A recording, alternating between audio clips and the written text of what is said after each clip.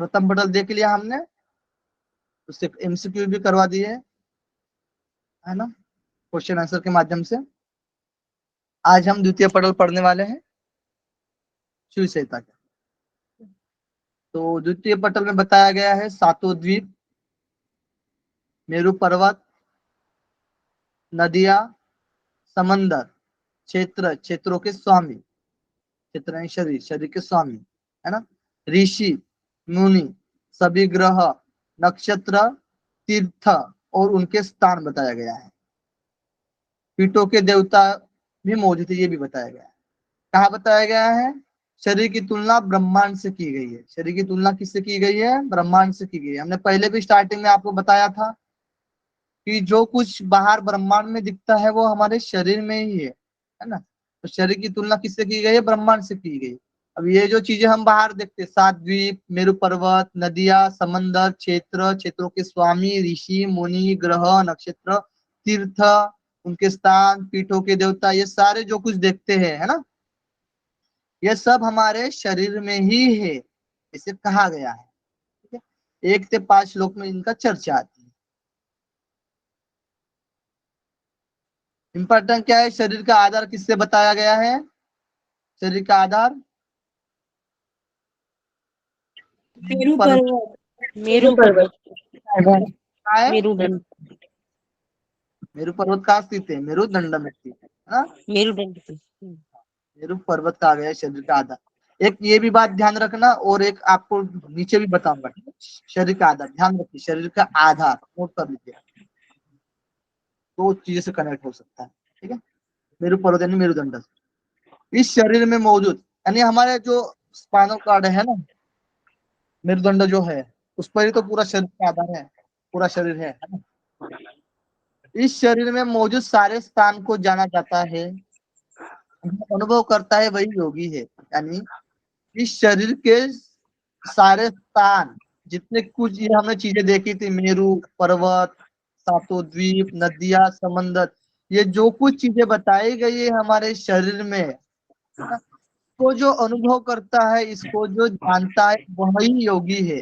वही कौन है? योगी है। सुब्रत जी आपका माइक म्यूट कर,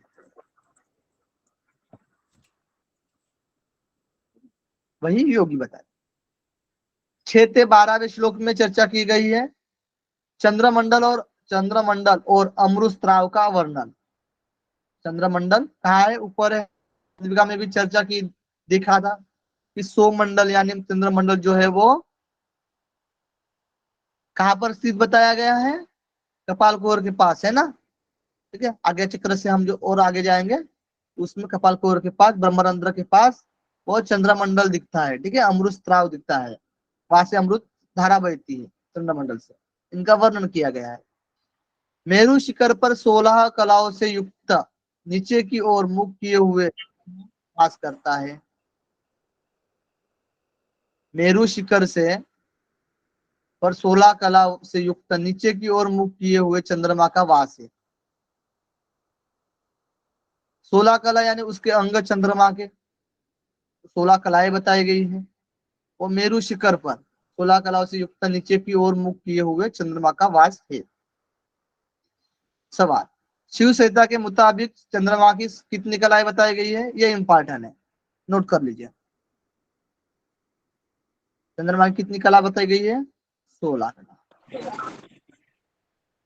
चंद्रमा से दिन और रात अमृत की वर्षा होती रहती है। दिन और रात में चंद्रमा से अमृत की वर्षा, जो सोमरस गिरता है ना, यह अमृत ईडा मार्ग से पूरे शरीर में प्रवाहित होता रहता है। हमें पता है ईडा मार्ग से ही तो प्रवाहित होता है। ईडा यानी ठंड देने वाली है ना, शांति वाली, ठंड देने वाली। और पिंगला यानी सूर्य वाली, तेज, रज वाली है ना। और ईडा यानी तम वाली, तमोगुण वाली। तो ईडा मार्ग से ही हमारे पूरे शरीर को प्रवाहित करती रहती है, जो अमृत की धारा है वो, है ना। हमारा पोषण करती है, हमारा पोषण करने वाली है। जैसे कि जो हम अन्न खाते हैं है ना, उससे क्या बनता है? सप्त धातु है ना। पोषण होता है, वो पोषण, जो आहार होता है वो हमें पोषण करता है। उसी तरीके से ये जो अमृत धारा होती है वो भी हमारा पोषण करती है। कहाँ तक? चंद्रमा। मंदाकिनी, मंदाकिनी के जल की तरह यह अमृत प्रवाहित होता है। मंदाकिनी कहाँ पर है? चित्रकूट में, है ना। एमपी में चित्रकूट आता है, वहां पर मंदाकिनी है। तो मंदाकिनी बोला जाता है वो जल की तरह अमृत प्रवाहित होती है, यानी मंदाकिनी के जल की तरह अमृत प्रवाहित होता रहता सर सर जी, है। अब बताइए। एमपी में चित्रकूट नहीं है, यूपी में है, यूपी में। तो बाउंड्री पर है ना। यूपी में एमपी, बाहर है, वहां पर है, यूपी में चित्रकूट है। एमपी में आता होगा, बाउंड्री पर है शायद। नहीं सर, यूपी नहीं में नहीं आता है। नहीं, यूपी में है, यूपी में बाउंड्री में आता नहीं है। है। यूपी में है? अच्छा, ओके। यूपी में, यूपी। जी सर। धन्यवाद जी, धन्यवाद। तो मंदाकिनी क्या है? यूपी में है, ठीक है। तो जो जल बताया गया है मंदाकिनी का जल, उसी तरह के से हमारी जो अमृत धारा प्रवाहित होती रहती है। अमृत, अमृत की तुलना शुद्ध दूध से की गई है। अमृत की तुलना शुद्ध दूध से की गई है, और यह शुद्ध दूध सुषुम्ना मार्ग से सूजन के लिए प्रवाहित होती रहती है। अमृत की धारा किससे तुलना की गई है? तो शुद्ध दूध से की गई है, और ये जो शुद्ध दूध है वो सुषुम्ना मार्ग से सूजन यानी प्रवाहित होती रहती है। जो अमृत धारा बोला जाएगा तो कहाँ से प्रवाहित होती रहती है? तो सुषुम्ना मार्ग से प्रवाहित होती रहती है। मेरु के मूल में सूर्य का स्थान है। मेरु के मूल में क्या है? सूर्य का स्थान है। मेरुदंड हम कहते हैं उसके जस्ट मूल में, है ना।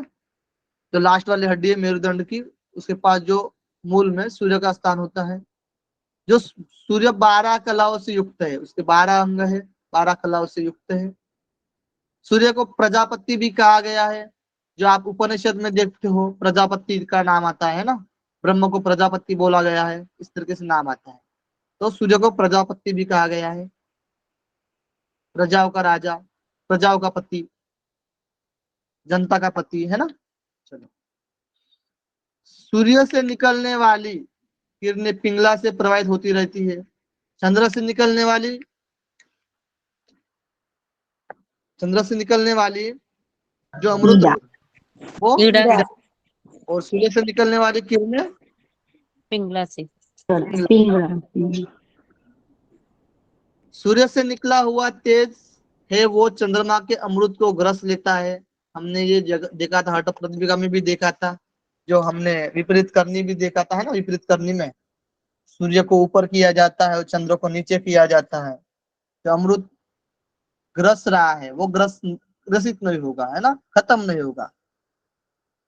तो ये सूर्य क्या कर रहा है? हमें दिन रात, जो दिन रात अमृत वर्षा हो रही है चंद्रमंडल से, ये सूर्य उसको घरस रहा है ना, खत्म कर रहा है अमृत को।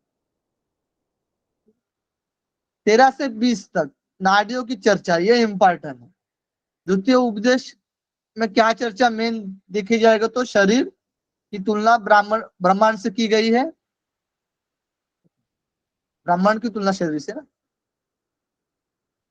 शरीर की तुलना ब्रह्मांड से की गई है ना। जो कुछ ब्रह्मांड में दिख रहा है वो शरीर में बताया गया है। और फिर नाड़ियों की चर्चा आती है। ये आप लोग ध्यान रखना, दो चीजें नोट कर लीजिए। शरीर की तुलना ब्रह्मांड से की गई है, और नाड़ियों की चर्चा की गई है द्वितीय पटल में। शिव संहिता के मुताबिक कितनी नाड़ियां बताई गई है? 3.5 लाख। ये क्वेश्चन में आ सकता है, 3.5 लाख। ठीक है, ये इंपॉर्टेंट है, 3.5 लाख। और उनमें से मुख्य जो है वो 14 नाड़ियां है। इसको आपको याद रखना है, इसको याद ही रखना है, कोई ऑप्शन नहीं है। जैसे कि आप याद कैसे रख सकते हो, देखिए पहले नाम ले लेता हूं सबका, है ना। सुषुम्ना, ईडा, पिंगला, गांधारी, हस्तजीविका, कुहू, सरस्वती, पूषा, शंकिनी, पयस्विनी, वारुणी, अलम्बुषा, विश्वधरी, यशस्विनी। ठीक है। तो सुषुम्ना, ईडा, पिंगला, ये 3 लाइन में आपको याद रखना है। गांधारी हस्तजीविका, गांधारी क्या होती है? ये बाएं आंख में होती है गांधारी ना। और हस्तजीवा दाएं आंख में, बराबर है। इसको याद उल्टा है? है, उल्टा है। Left eye Gandhari, right eye Hastajiva. वही बोल रहे हम भी, बाया यानी गांधारी, दाया यानी हस्तजीविका। हाँ हाँ। अब इनको इस तरीके से याद रखना है, आंखों के नजरिए से याद रखना है। गांधारी है ना, गांधारी आंखों पे पट्टी बांध के थी ना, उस तरीके से गांधारी, आंखों से रिलेट करके देखना है आपको, ठीक है। फिर इसमें पुंडरीक ऐसे भी हो सकता है कि गांधारी थी, वो आंखों पे पट्टी बांधती थी, मतलब स्त्री थी वो, और स्त्री पुरुष के बाईं ओर रहती है, तो वो बाईं आंख होगी। हाँ वो भी गुड। हाँ, दो भाग देखेंगे, शिव और शक्ति, यानी स्त्री और पुरुष का भाग है ना, दाएं भाग में स्त्री वाला भाग। गुड। उषा और यशस्विनी, उषा अलम्बुषा, एक यशस्विनी है ना, ठीक है। उषा यानी राइट कान, ईयर में, राइट ईयर में है ना, और ये आंख में। लेफ्ट में आएगा ये यशस्विनी और पूषा। और ये होगी लेफ्ट में लेफ्ट ईयर। यशस्विनी, ठीक है। अलम्बुषा मुंह विश्वधर, में। पयस्विनी शंख। लेकिन इसमें सरस्वती को मुख में बताया गया है ना, वो टंग में, वो जीभ में है। देखिए ये अलम्बुषा में बहुत जगह पर आपको मुख में दिखेगा, तो इसीलिए इसको सिंगल याद रखना है आप लोग को, इसके कनेक्ट में 10, ठीक है। ये दो हो गए, ये तीन हो गए सामने, सुषुम्ना, इडा, पिंगला, गांधारी, हस्तजीवा, ये 5 हो गए। अब अलम्बुषा और उषा और यशस्विनी 7 हो गए है ना, 7 हो गए। और एक अलम्बुषा को याद रखना है 8, और कु और शंकिनी, कु और शंकिनी, ये जनेन्द्रिय और गुदा ना, कु और शंकिनी। ये जो 10 बताया गया है, ये सभी जगह पर दिखेंगे आपको, है ना। और इस तरीके से सीक्वेंस है, बस सिद्ध सिद्धांत पद्धति में डिफरेंट है। ये जो गांधारी हस्तजीविका है ना, इनका जो बताया गया है, ये पूषा और यशस्विनी के लिए बताया गया है, और पूषा और यशस्विनी का जो बताया गया है ईयर में जो बताया गया है, वो गांधारी और हस्तजीविका के लिए, ये सीधा सिद्धांत पद्धति में ये डिफरेंट है। बाकी सब 10 के 10 नाम यही बताया गया है। वशिष्ठ संहिता आप देखोगे, उसमें भी 14 नाड़ियां बताई गई है, उसमें भी यही 10 आएंगे, ठीक है। और सिद्ध सिद्धांत पद्धति में यही 10 बताया गया, 10 ही नाड़ियां बताई गई, उसमें प्रमुख उसमें आ जाएंगे, और उपनिषद में भी है, ठीक है। जैसे कि योग चूड़ामणि में है ना, या कुंडलिनी उपनिषद में है, इसको याद है? दोनों में है। दोनों में है, ओके, दोनों में, ठीक है। तो हम उपनिषद पढ़ेंगे तो वहां पर भी, तो इसको इस तरीके से 10 को याद रखना है। और अलग से आपको क्या याद रखना है, अब आता है मेन पार्ट जो तीनों ग्रंथ में दिया गया है, इसलिए आपको हिंट दे रहा हूं। एक तो हठ रत्नावली, एक तो योग वशिष्ठ वशिष्ठ संहिता, और एक शिव संहिता में 14 नाड़ियां का वर्णन किया गया है, ये तीन ही ग्रंथों में किया है। जैसे कि सरस्वती है, फिर वारुणी है,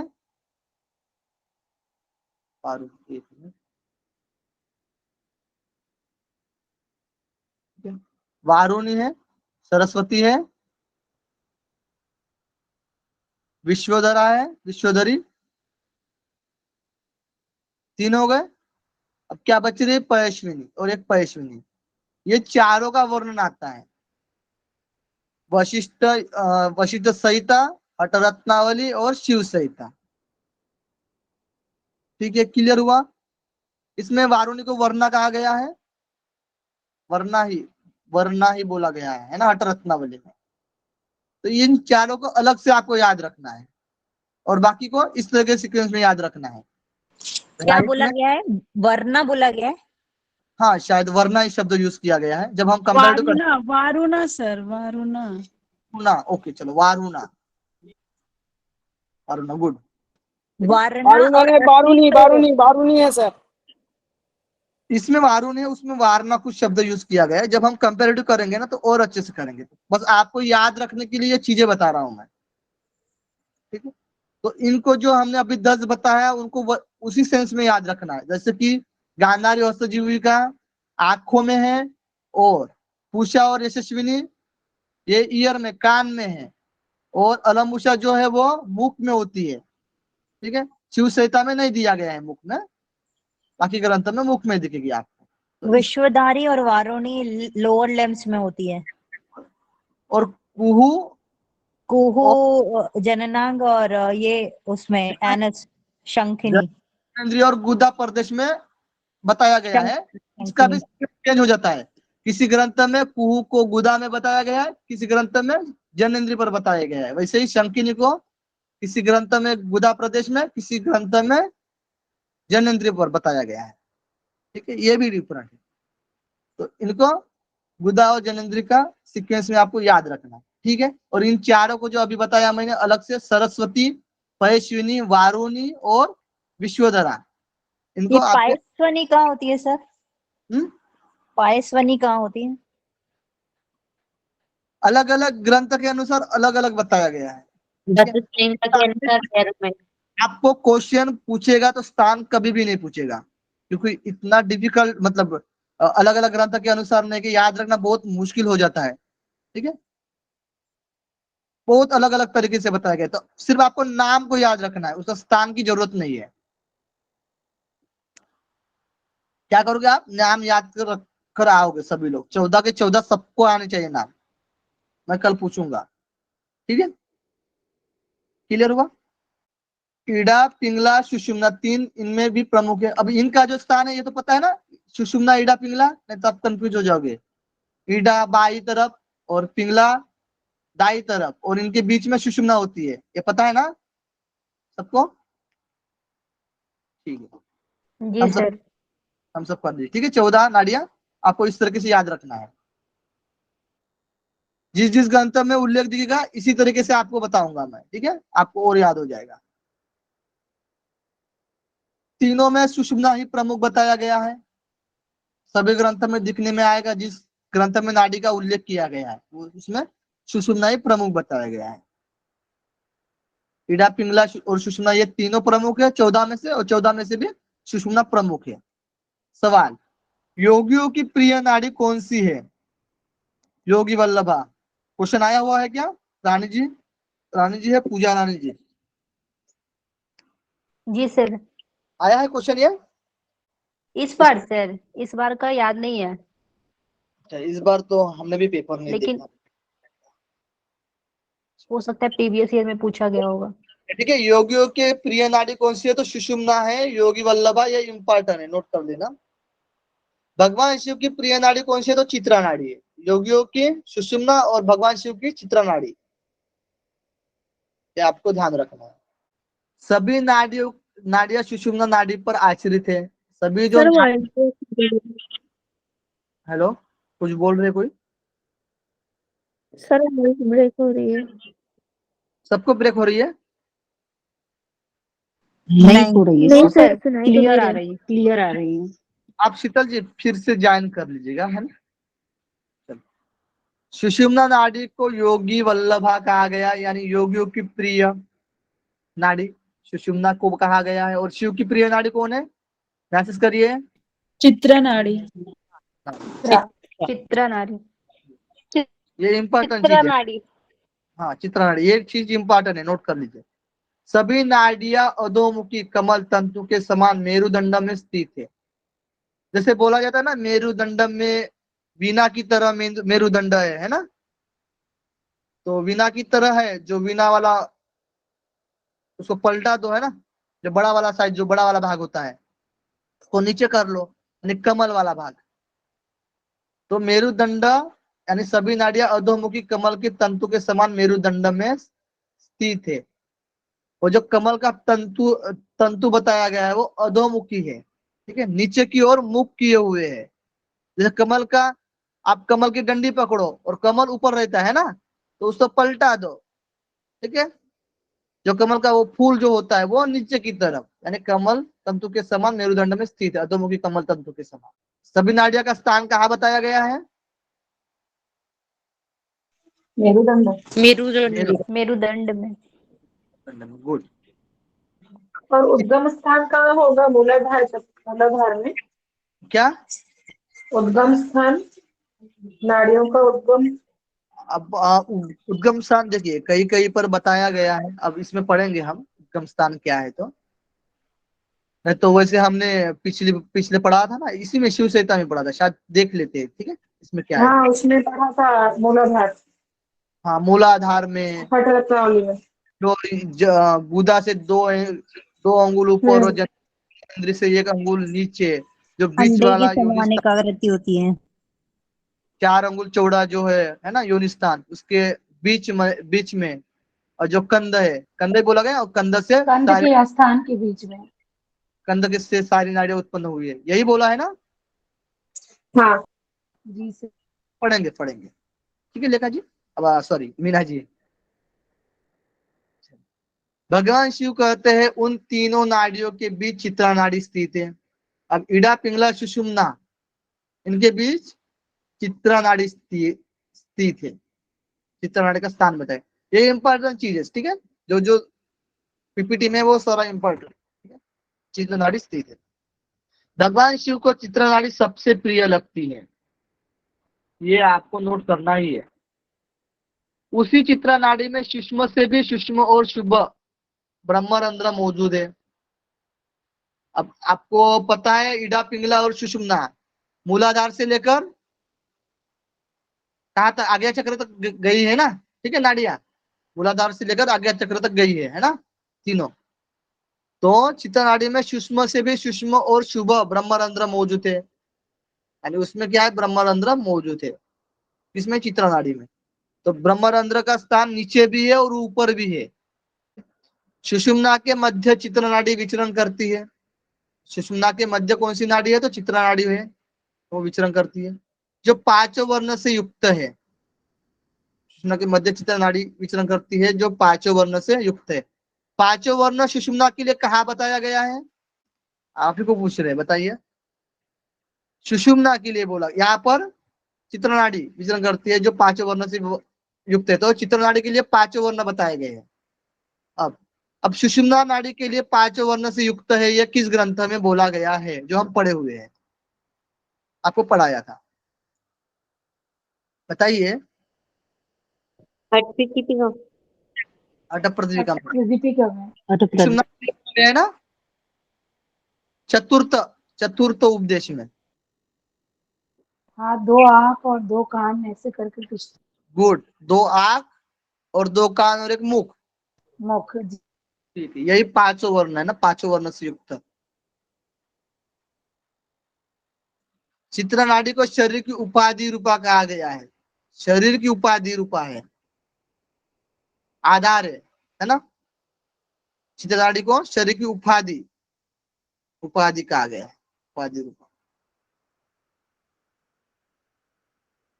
ठीक है। ये किधर हुआ? देखो, शरीर की उपाधि रूपा चित्रा नाड़ी को कहा गया है, और शरीर का आधार मेरुदंड को कहा गया है। किसको कहा गया है? मेरुदंड को। ठीक है, शरीर का आधार किसे बताया गया? मेरु पर्वत, मेरुदंड को। मेरु पर्वत मेरुदंड में स्थित है, आधार में। यह आप लोग इस तरीके से याद रखिए। सवाल पूछा जा चुका है, शरीर की उपाधि किस नाड़ी को कहा गया है? चित्रा नाड़ी। चित्रा नाड़ी। चित्र नाड़ी रूपी मार्ग है, वो अमरत्व और आनंद को प्रदान करने वाला है। ये जो चित्रा नाड़ी का मार्ग जो होता है ना, वो अमरत्व और आनंद प्रदान करने वाला होता है, अमरत्व और आनंद प्रदान करने वाला। किस नाड़ी के ध्यान मात्र से योगी के सारे पाप नष्ट हो जाते हैं? चित्रा नाड़ी। चित्रा नाड़ी। देखो, योगी वल्लभा किसको बोला गया है? सुषुम्ना नाड़ी। सुषुम्ना नाड़ी। नेहा जी, योगी सुषुम्ना नाड़ी सर। सुषुम्ना नाड़ी। टाइप करिए नेहा जी, आप मैनेज करिए और याद रहेगा, है ना। मम वल्लभा किसको बोला गया है? नाड़ी। मम वल्लभा यानी शिव जी की प्रिय नाड़ी। चौदह तो नाड़ियां प्रमुख है और ये पकड़ेंगे तो चित्रा नाड़ी को पकड़ेंगे तो 15 हो जाती है, ये ध्यान रखना है आपको। हाँ, पहले भी मैंने बताया। चंद्रमा की 16 कला का नाम बताए गए, चंद्रमा की कला और 12 कला। नेहा जी आपका माइक म्यूट कर। चंद्रमा के 16 कला और सूर्य के 12 कला, यही डिफरेंट आपको और सीधा सिद्धांत पद्धति में भी दिखने में आएगा। चंद्रमा की कला है, सूर्य की कला है, अग्नि की कला है, ये बताया गया है आपको। फिर उस ये जो चीज है ना, मैं उसमें कनेक्ट करके आपको बताऊंगा, ये आप भूलना मत। चंद्रमा की कितनी 16 कला है और सूर्य की 12 कला है। किसी का माइक ऑन है? 16 कलाएं होती क्या है वैसे एग्जैक्टली? उनके अंग ही होते हैं, जैसे हम आपको दिखा देते हैं। छोटा बड़ा रूप होता है ना कला, जैसे चंद्रमा के छोटे बड़े रूप होते हैं। सर तो उसको जैसे लहरी, लोला, लोलिमीना, ये सब जो कहते हैं वही कलाएं हो गई क्या? हाँ, जैसे ये चंद्रमा का छोटा रूप है, फिर उससे बड़ा रूप है, उसके ही अंग होते हैं, और उससे भी बड़ा, उसके नाम भी दिए गए हैं। ऐसे करके 16 नाम बताए गए हैं। नहीं, जैसे वो तो खैर चंद्रमा की कलाएं बोलते ही हैं, बट जैसे यहाँ श्री कृष्ण और राम से कंपैरिजन किया है, और श्री कृष्ण के बारे में बोलते थे कि 16 कलाओं युक्त हैं, तो उनमें वो 16 कलाओं के कुछ गुण होते होंगे ना? हाँ हाँ, जो 16 कला बताए ना, देखो वो जो बताए। हाँ बताइए अमित जी बताइए। एक कला जो है सर गुण है, गुण गुण, क्वालिटी क्वालिटी। क्वालिटी, ठीक है। और देखिए, इसलिए मैं पहले भी आपको बोला था कि 16 कला का और अलग भी अलग अलग यूज किया गया है। जैसे कि हमने हठ प्रतिभा में देखा था शिव के बारे में। शिव कैसे है? बिंदु, ज्योति और कला युक्त है, ठीक है, ये बात। और उसको उसमें संस्पर्श कहा गया है ना, आंतरिक संस्पर्श, स्पर्श वाला कहा गया है, एक बात। हाँ, और आप और पढ़ोगे किसमें? मुंडक उपनिषद। एक मिनट, 16 कलाएं बताई गई है। हाँ, सर मान प्रश्न उपनिषद में भी जो 5वां सवाल पूछा था वो यही पूछा था कि 16 कलाओं वाला पुरुष कहाँ मिलेगा, कैसा होता है? तो मांडुक्य में बताया ना, श्रद्धा, सत्य, ब्रह्म, और उसमें कर्म, कर्म के गुण है ना, पंच महाभूत भी उसी में आ जाते हैं। 7 कलाएं बताई हैं उसमें। 16 कलाएं, 16 कलाएं बताए, मुंडक उपनिषद में। ठीक है। मतलब अलग अलग सेंस में अलग अलग इसका इस्तेमाल किया गया है। अब चंद्रमा की जो 16 कला है वो चंद्रमा के नाम है। जैसे सीधा सिद्धांत पद्धति में आप पढ़ोगे 16 कला के आपको नाम दिखने में आएंगे, ठीक है, उनके नाम, जो चंद्रमा के अंग जो होते हैं उनके नाम बताए गए। तो व्याख्या अलग अलग हो सकती है। हम देखो कंपेयर करेंगे ना तो बहुत से मतलब कि अलग अलग सेंस में ले रहे हो उस चीज को, एक ही चीज को। पुंडलिक जी, जैसे चंद्रमा की 16 कलाएं हैं, तो जैसे पहली तिथि प्रतिभा, प्रतिपदा, दूज, त्रयोदश यानी तीसरी तिथि, चौथी तिथि, जो ऐसे ऐसे पूरी हमें 15 तिथि होती है ना, और हाँ, फिर पूर्णिमा या अमावस्या आ जाती है। तो पूरा चंद्रमा का, हाँ, घटते से बढ़ता स्वरूप और बढ़ते से घटता स्वरूप जो होता है ना, तो ये इसी को 16 कला कहते हैं। है ना। एक मैंने आपको बताया ना पहले भी, छोटा रूप है, उससे हाँ, बड़ा, उससे बड़ा, ये भी और एग्जाम्पल। सूर्य के पास तक पहुंचने के लिए 12 राशियों को सूर्य के पास तक पहुंचने के लिए 1 वर्ष लगता है, तो इसीलिए उसे 12 कलाएं कहते हैं। 12 करना, गुड। तो इस तरीके से हमें इसमें समझना है। गुड मीना जी। देखो हम अलग अलग ग्रंथ से लिए और अलग अलग देखिए क्या क्या मिल रहा है उसमें, है ना, अलग अलग चीज मिल रही है, इस हिसाब से भी होता है। ये रिसर्च का टॉपिक हो सकता, मतलब रिसर्च का टॉपिक हो सकता है ये।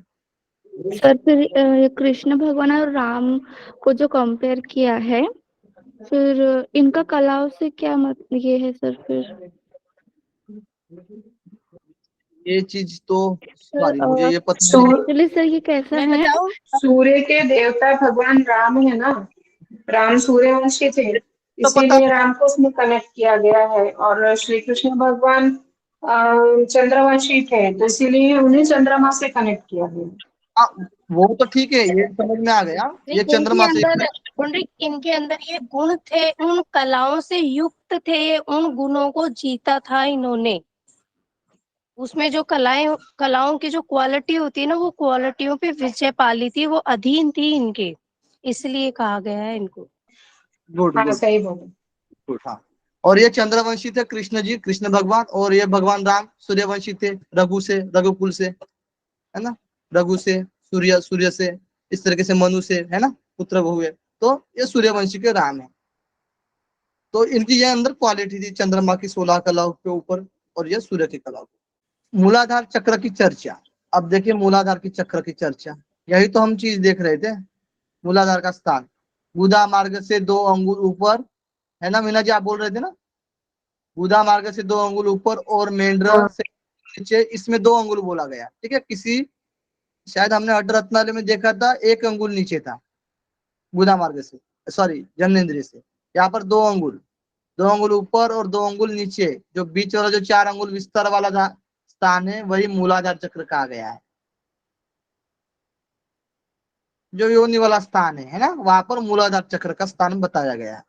उस आधार कमल में सुंदर त्रिकोण आकार वाली योनि है ना, उसमें क्या है, तो योनि है, यही अब भी बोला था हमने, योनि।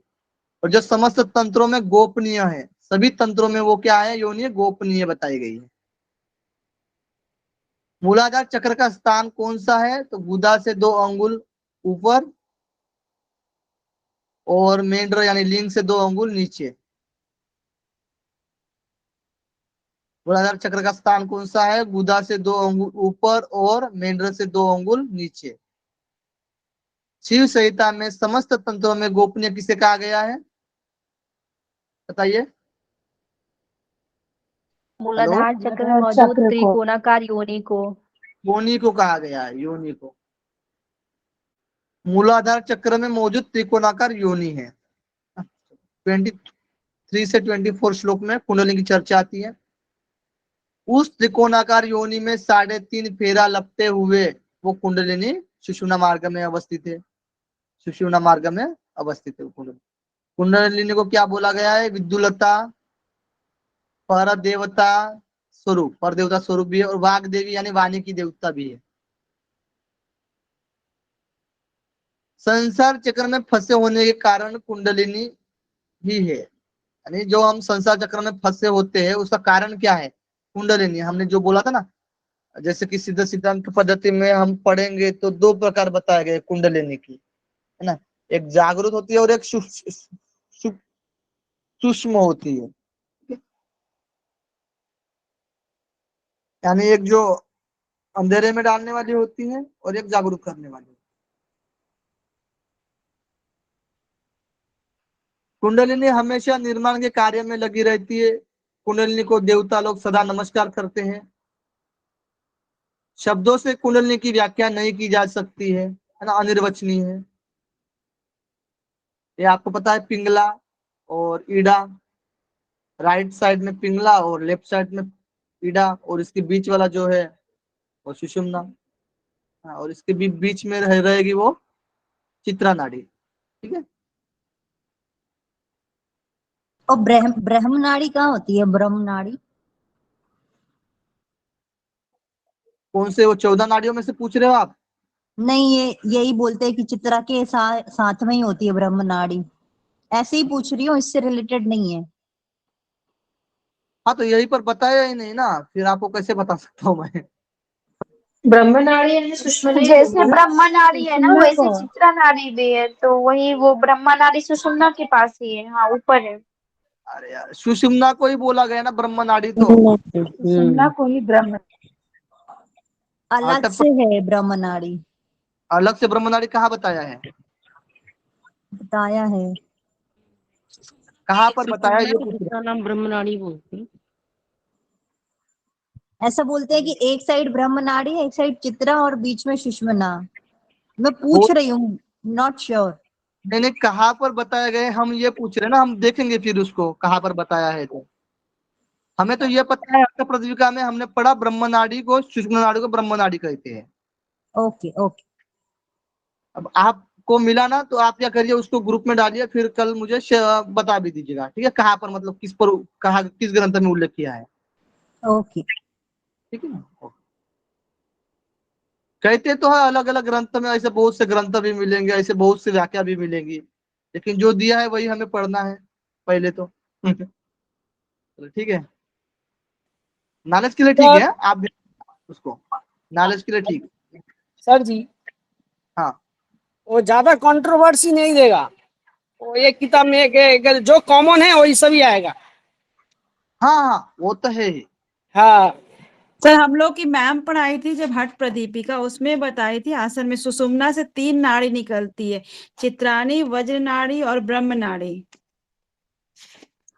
सुषुम्ना से निकलती है। सुषुम्ना से 3 नाड़ी निकलती है, यस सर। सुनने में तो सर नाड़ी मिल जाता है, 3.5 लाख हीरा नाड़ियां पिंगला नाड़ी सुनने में मिल जाता है, उसको सरस्वती नाड़ी भी कहते हैं। सर जी 3.5 लाख नाड़ियां है। हाँ हाँ 3.5 lakh, okay okay. Sir Chitrani, Brahmani और वज्राणी ये तीनों सुने हैं नाड़ी। ठीक है, मुझे वो सर जहाँ पर देखिए क्या लिखवाई है मैम, लिखवाई सुषुम्ना से 3 नाड़ी निकलती है, चित्राणी, वज्र नाड़ी और ब्रह्म नाड़ी, जिसमें कि हठ योग के माध्यम से पिंगला एवं ईड़ा का प्रवाह जब एकीकरण हो जाता है तब प्राण सुषुम्ना में प्रवाहित होने लगता है, एवं ब्रह्म नाड़ी का जागरण होते हुए कुंडलिनी शक्ति सुप्त अवस्था में रहती है, उनका जागरण होकर 6 चक्रों का भेदन करते हुए ऊर्ध्वगामी कराते हुए ब्रह्मरंध्र में जाकर एकीकरण होकर मिलती है। हाँ मैं भी यही बोल रही थी, मुझे वो हाँ, वज्र याद नहीं आ रहा था। एक मिनट, ओके, वो श्लोक में ये है वाला ग्रुप में डाल दीजिएगा सर। एक मिनट, श्लोक में है ना। सर हाँ यस सर, हम लोग की मैम जब स्टार्टिंग पढ़ाई थी ना इंट्रो जब हठ योग का, तब हठ प्रदीपिका में श्लोक तब में नहीं बताई है, थी श्लोक हाँ, में नहीं होगा। मैम, एक्सप्लेन कर की थी। इसलिए बोल रहे श्लोक में दिखाइए मुझे, श्लोक में, ठीक है, व्याख्या में मत दिखाइए, श्लोक में दीजिए मुझे, श्लोक में भेजिए उसको, क्योंकि वो चीजें मैंने पढ़ाई नहीं थी। ब्रह्म नाड़ी बस ऊपर, ब्रह्म नाड़ी के लिए अलग जो सुषुम्ना नाड़ी है उसका नाम ब्रह्म नाड़ी बोला गया, ये हमने बताया था आप लोगों को, लेकिन वो अर्थ में होगी, व्याख्या में होगी, ठीक है। आप श्लोक वाला दीजिए, भेज दीजिएगा। चलो नेक्स्ट। ओके सर देख। शिव संहिता के मुताबिक सारी नाड़िया का उद्गम स्थल कहाँ से है? मूलाधार से है। सारी नाड़िया का उद्गम स्थल कहाँ से है? तो मूलाधार चक्र से है। नाड़िया शाखाओं और उपशाखाओं में बढ़ जाती है और इनकी कुल संख्या 3.5 लाख है। अब समझ में आया ना सबको? नाड़िया शाखा और उपशाखाओं में बढ़ जाती है और उनकी कुल संख्या 3.5 लाख नाड़िया है। तो ऐसे बहुत से नाड़ियां निकलती है, सुषुम्ना में भी है, ईडा से भी होती हुई है, पिंगला से भी होती हुई है, ठीक है, ऐसे बहुत से नाड़ियां, 3.5 लाख। नाड़िया का क्या काम है? तो नाड़िया वायु संचार में दक्ष है, यानी वायु संचारण करती है, और नाड़िया भोग का वहन करती है, भोग का भी वहन करती है। विषय स्वाद का वाहक विषयों के प्रति आसक्ति को लाती है। ये विशेष विशेष स्वाद का वाहक जो होता है ना, जो हमारी इंद्रिया होती है, जो कर्मेंद्रिया होती है, जहाँ से हम विषय ग्रहण करते हैं, तो वो क्या करती है? आसक्ति लाती है, आसक्ति को लाने वाली होती है। नाड़ियां पूरे शरीर में फैली हुई है, सबको पता है। श्लोक 33 से 38 श्लोक तक वैश्वानर और अग्नि की चर्चा है। वैश्वानर और अग्नि, तो वैश्वानर और अग्नि का स्थान देखते हैं, कहाँ पर स्थान है? तो बस्ती प्रदेश, यानी गुदा से मेंढर तक, गुदा सर से मेंढर जो स्थान है। हाजी अमित जी, वैश्वानर क्या हो रहा है? वैश्वानर वैश्वानर बोला गया है। सर वैश्वानर और एक ऋषि का नाम भी था सर। हाँ हाँ, मांडुक्य उपनिषद में है। हाँ हाँ, और ये जो नाड़ी है ना सर, साइंस इसको नर्वस सिस्टम बोलते हैं। नर्वस सिस्टम, हम लोग के बॉडी में असंख्य नर्वस सिस्टम है।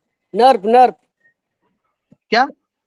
नर्व नर्व नर्व जो है ना, उसको नाड़ी के संग बताया गया है साइंस के हिसाब से। Okay okay. बस्ती प्रदेश गुदा से मेंढर तक में सूर्यमंडल में है। सूर्यमंडल के बीच में 12 कलाओं से युक्त अन्न को पचाने वाली जलती हुई अग्नि मौजूद है। अब अग्नि को भी 12 कलाएं बताई गई है। चंद्रमा को 16 कलाएं, सूर्य को 16 कलाएं और अग्नि को 12 कलाएं, और अग्नि को 12 कलाएं बताए गए हैं। 12 कलाओं से युक्त है, अन्न को पचाने वाली जलती हुई अग्नि मौजूद है, उसी को वैश्वानर अग्नि कहा गया है। जो जलती हुई अग्नि है ना, उसी को वैश्वानर कहा गया है। और आप उसमें देखोगे तो मांडुक्य उपनिषद में भी 4 ऋषि के लिए बोला जाता है, वैश्वानर, तेजस, प्राज्ञ, अद्वैत, इस तरीके से बात आती है। अब आपको पता है, देखिए अग्नि को पचाने वाली जलती हुई अग्नि मौजूद है, उसमें वैश्वानर अग्नि है, ये तो क्लियर हुआ। ये कहाँ पर है? सूर्यमंडल में है वैश्वानर। वैश्वानर अग्नि कहाँ पर है? सूर्यमंडल में है। मेरे शिव, तेज के अंश से वैश्वानर नाम की अग्नि उत्पन्न होती है। शिव के अंश से, तेज के अंश से, ठीक है, शिव के तेज के अंश से वैश्वानर अग्नि उत्पन्न होती है। और ब्रह्म के तेज से क्या उत्पन्न होता है? आकाश। आकाश। गुड। आयुर्वेद में 13 अग्नि बताई गई है, जो कि जठराग्नि एक होती है और 5 भूताग्नि होती है, यानी पंचमहाभूत, आकाश, वायु, अग्नि, जल, पृथ्वी, और धातु अग्नि, सप्त धातु, 10 रक्त, मांस, मेद, अस्थि, मज्जा, भाई कितना अग्नि बोला आयुर्वेद में? आयुर्वेद में 13 अग्नि बोला गया है। ना हम लोग पढ़े थे 10 अग्नि, 10 जठराग्नि। सुश्रुत संहिता में बताया गया है, सुश्रुत जी के द्वारा 13 अग्नि की चर्चा आती है। नहीं, मेरा पास जो आयुर्वेद पुस्तक है ना, उसमें भी है। चलो ठीक है, 13 अग्नि बताई गई है। वैश्वानर अग्नि रोगों की उत्पत्ति को नष्ट करती है। वैश्वानर अग्नि क्या करती है? तो रोगों की उत्पत्ति को नष्ट करने वाली होती है, आयु को देने वाली है, और बल, पोषण, शारीरिक स्फूर्ति को देने वाली होती है। वैश्वानर अग्नि कैसी होती है? बल और पोषण और शारीरिक स्फूर्ति लाने में मदद करती है।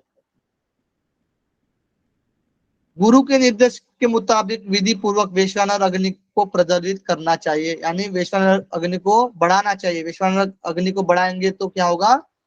रोगों की उत्पत्ति को नष्ट करेगी, बल, पोषण और शारीरिक स्फूर्ति देगी। इसलिए गुरु के मुताबिक, निर्देशक के मुताबिक हमें वैश्वानर अग्नि को प्रज्वलित करना चाहिए। उस अग्नि में रोज अन्न की आहुति देना चाहिए, है ना, मतलब अन्न ग्रहण करना चाहिए। 39 से 44 तक जीव के कर्म का भोग बताया गया है। सिंपल सिंपल है, इसमें कुछ इतना नहीं है। आत्मा इस शरीर में रहने को क्या मजबूर है? कई जन्मों के कर्मों के फल की प्राप्ति वासना उसी वजह से है, इस शरीर में बंधा हुआ है ना। आत्मा इस शरीर में रहने को क्यों मजबूर है? क्योंकि जन्म कर्मों के वजह से है ना, पूरा जन्म होता रहता है जो कर्म की वजह से, ठीक है, इसलिए वो बंधन में पड़े हुए। जब पूरा कर्म खत्म हो जाएंगे, पूरे हमारे कर्म वासना छीन हो जाएंगे, तब आत्मा, ये जो बंधा हुआ है शरीर में बंधता नहीं है, ठीक है, बंधन नहीं पड़ता है, शरीर मोक्ष मिल जाता है, ठीक है। आत्मा शरीर में क्यों रहता है? आत्मा शरीर में क्यों रहता है? अलग अलग गुणों से ओत प्रेत होकर कर्म करता रहता है। आत्मा शरीर में क्यों रहता है? तो अलग अलग गुणों से ओत प्रेत होकर कर्म करता रहता है। आत्मा शरीर में रहकर क्या करता है? अलग अलग गुणों से ओत प्रेत होकर कर्म करता रहता है। पूर्व में अर्जित विविध कर्मों के फल को भोगता रहता है। पूर्व में जो कुछ अर्जित कर्म है उनका भोग भोगता रहता है। 46 से 57 में बताया गया है जगत का भ्रम और उसका निवारण। जगत का भ्रम और उसका निवारण, जगत का भ्रम कैसे और उसका निवारण कैसे? वासनाओं को दूर करने के लिए जिस ज्ञान की जरूरत है वो दुर्लभ है। वासनाओं को दूर करने के लिए जिस ज्ञान की जरूरत है वो कैसा? दुर्लभ है। दृष्टि 2 प्रकार की बताई गई है, जैसे कि सामान्य दृष्टि होती है और एक विशेष दृष्टि होती है। सामान्य दृष्टि कैसी होती है? जो भ्रम वाली दुनिया को असली समझ लेती है, जैसे संसार में दिखता है, भ्रम वाली दुनिया को असली समझ लेते हैं। और अभेद वाली, जो आत्मा को साक्षात्कार देखता है, यानी जो आत्मा को साक्षात देखता है, विशेष दृष्टि होती है। जैसे हम बोलते हैं ना, विषय मतलब विशेषज्ञ, है ना, किसी चीज का विशेषज्ञ, उसको उस चीज के बारे में अच्छे से पता रहता है। विशेष ज्ञान से मिथ्या यानी भ्रम वाला ज्ञान दूर हो जाता है। जो विशेष ज्ञान है, जो आत्मा का ज्ञान है, उससे जो मिथ्या ज्ञान है वो दूर हो जाता है।